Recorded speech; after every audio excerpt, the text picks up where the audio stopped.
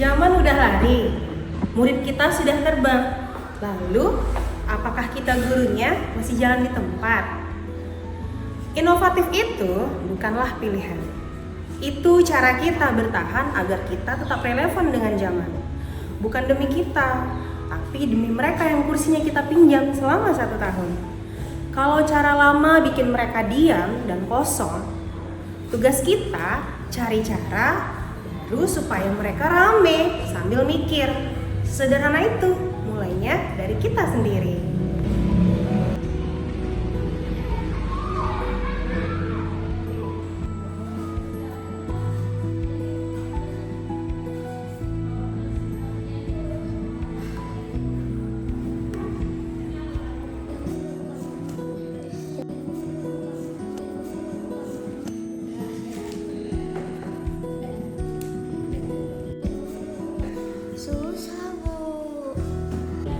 Data siswa kelas 5 SD tahun lalu, siswa gagal bikin kalimat sebab akibat. Bukan karena mereka nggak pintar, tapi karena kita ngajar logika dengan cara yang melawan kodrat mereka. Tantangannya jelas, kalau kita hilangkan unsur bermain, kita hilangkan kodratnya. Anak jadi bingung, nalarnya tidak jalan, dan tujuan pembelajaran tidak tercapai. Gimana caranya ngajar logika tanpa matiin jiwa bermain mereka? Bisa tidak kita mengajar nalar tinggi sambil tetap menjaga tawa mereka? Anak SD itu kodratnya bermain. Mereka aktif, senang gerak, senang eksplor.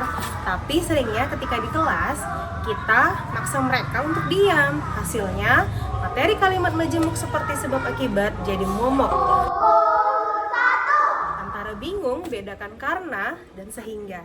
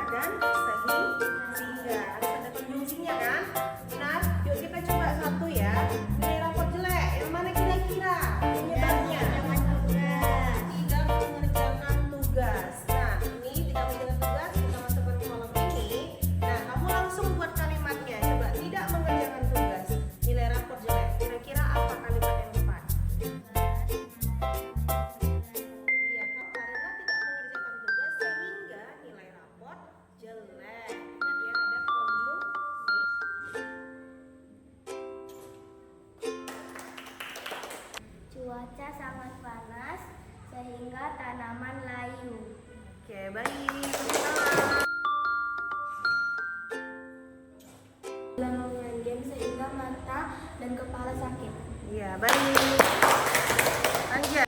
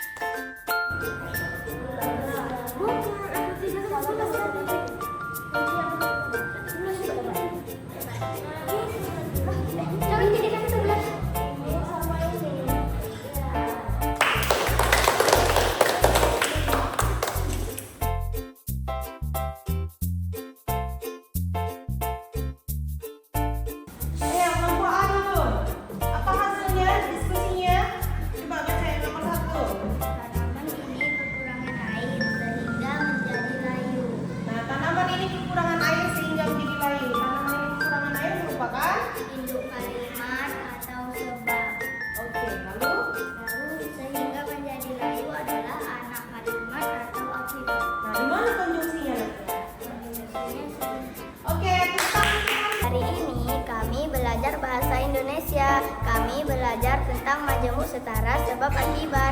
Hari ini ibu memberi kami game yang sangat enak tentang pelajaran sebab akibat. Hari ini gamenya sangat seru. Tadi saya kesulitan untuk mengerjakan tugas, tapi karena ibu mengasih game, jadi saya mudah untuk mengerjakannya.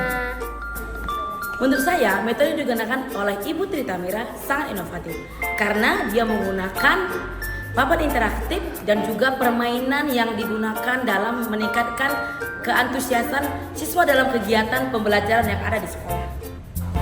Inovasi di kelas itu bukan soal alat paling mahal.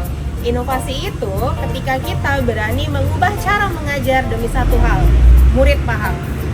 Kodrat anak SD adalah belajar melalui bermain. Saat kita merampas bermainnya, kita rampas juga cara mereka berpikir memahami dunia. Tugas kita bukan meminta mereka berhenti bermain untuk belajar, tapi menyelipkan pembelajaran di dalam permainannya. Bukan mereka yang kita paksa masuk logika kita, tapi kita yang adaptif dan terbuka untuk bisa masuk ke dunia mereka.